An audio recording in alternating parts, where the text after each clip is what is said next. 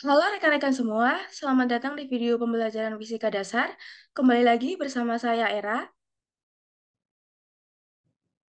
Pada video ini, saya akan menjelaskan materi modul 10, yaitu tentang kesetimbangan dan elastisitas.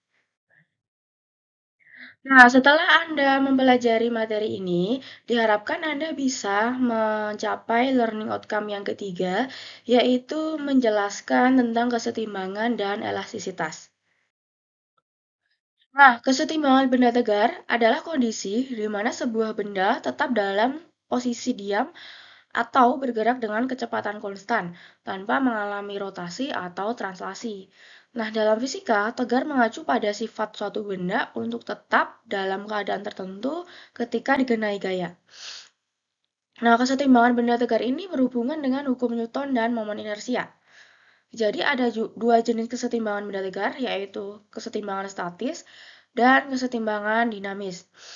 Nah, untuk kesetimbangan statis, di sini terjadi ketika benda itu berada dalam keadaan diam dan tidak bergerak. Berarti jumlah gaya pada benda dalam arah horizontal dan vertikal adalah nol. Artinya hasil dari gaya-gaya yang bekerja pada benda adalah nol, sehingga benda tetap dalam posisi diam tanpa bergerak. Nah, kesetimbangan statis dibagi menjadi dua, yaitu kesetimbangan translasi, di mana jika resultan gaya luarnya adalah nol. Dan yang kedua adalah kesetimbangan rotasi. Jadi jika resultan momen gaya luarnya itu nol, maka dia dinamakan kesetimbangan rotasi. Sementara itu, kesetimbangan dinamis terjadi ketika benda itu bergerak dengan kecepatan konstan tanpa mengalami percepatan. Dalam kondisi ini, gaya-gaya pada benda mungkin tidak nol, tetapi jumlah dari gaya-gaya tersebut menyebabkan benda bergerak dengan kecepatan konstan dalam garis lurus atau dalam gerakan melingkar secara konstan tanpa mengalami rotasi tambahan. Elastisitas adalah kemampuan suatu benda untuk kembali ke ukuran dan bentuk semula setelah gaya dari luar dihilangkan. Bahan-bahan yang punya kemampuan seperti ini disebut sebagai bahan elastis. Misalnya, saat kita menarik karet, pasti karet tersebut akan melar mengikuti tarikan. Tapi jika tarikan itu dilepaskan, pasti si karet akan kembali ke ukuran dan bentuk semula.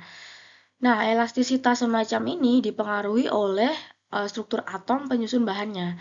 Itulah kenapa tidak semua bahan memiliki elastisitas. Jadi pertanyaannya, apakah elastisitas pada bahan bisa bertahan selamanya? Tentu jawabannya tidak ya, karena elastisitas tersebut bisa hilang jika gaya yang diberikan melebihi gaya ambang batas setiap bahan. Nah, saat membahas elastisitas, kita akan mengenal istilah beberapa besaran, yaitu tegangan atau stres, strain atau regangan, dan juga modulus Young. Nah, tegangan di sini diartikan sebagai besarnya gaya yang diberikan pada bahan di setiap satuan luas. Eh, Kemudian, regangan atau strain adalah perbandingan antara pertambahan panjang pegas dan pegas mula-mula. Jadi, saat suatu pegas yang panjangnya L0, kita beri tegangan, pasti pegas tersebut akan meregang sejauh delta L. Nah, jadi di sini tegangan itu adalah sebagai penyebab ya, lalu regangan merupakan akibatnya.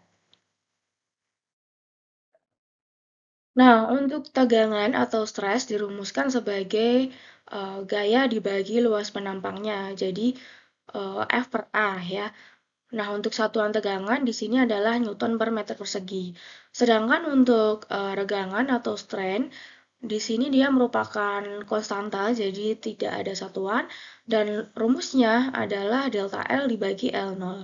Pertambahan panjang pegas dibagi panjang pegas mula-mula. Untuk regangan itu dibedakan menjadi dua, yaitu regangan tarik atau tekan. Nah, ini dinamakan dengan strain ya. Sedangkan yang kedua adalah regangan geser atau shear.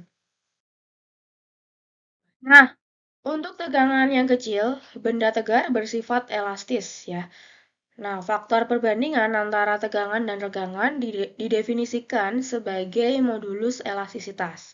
Jadi, bisa dikatakan bahwa tegangan sama dengan modulus elastisitas dikalikan besarnya regangan. Modulus elastisitas itu dibagi menjadi tiga, yaitu modulus yang, geser, dan bulk. Modulus yang menggambarkan keuletan bahan, ya. Jadi semakin besar modulus yang, maka bahan semakin susah untuk ditarik atau ditekan. Sedangkan untuk modulus geser menggambarkan kekakuan bahan. Jadi semakin besar modulus gesernya, maka bahan semakin susah untuk dipuntir.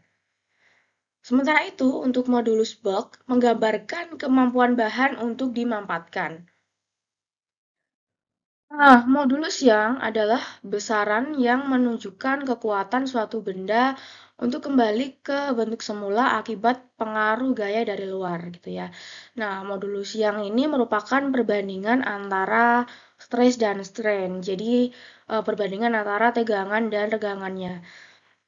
Seperti yang saya katakan sebelumnya, bahwa tegangan sama dengan modulus elastisitas dikalikan regangan ya. Jadi, di sini um, tegangan yaitu gaya dibagi luas penampangnya sama dengan E. E di sini adalah modulus elastisitas ya, atau modulus yang kalau di sini ya dengan satuannya Newton per meter persegi, kemudian dikalikan dengan regangan yaitu delta L dibagi L0. Yaitu delta L di sini adalah pertambahan panjang pegas ya dalam meter, dan L0-nya di sini adalah panjang pegas mula-mula dalam meter juga. Nah, di sini ada beberapa modulus yang untuk bahan-bahan tertentu ya. Jadi ada modulus yang untuk aluminium dengan nilai sebesar 70 kali 10 pangkat 9 Newton per meter persegi. Kemudian ada lagi untuk bahan kuningan dengan nilai sekian, untuk baja modulus yangnya sekian, kemudian untuk tulang sekian, dan untuk marmer adalah sekian.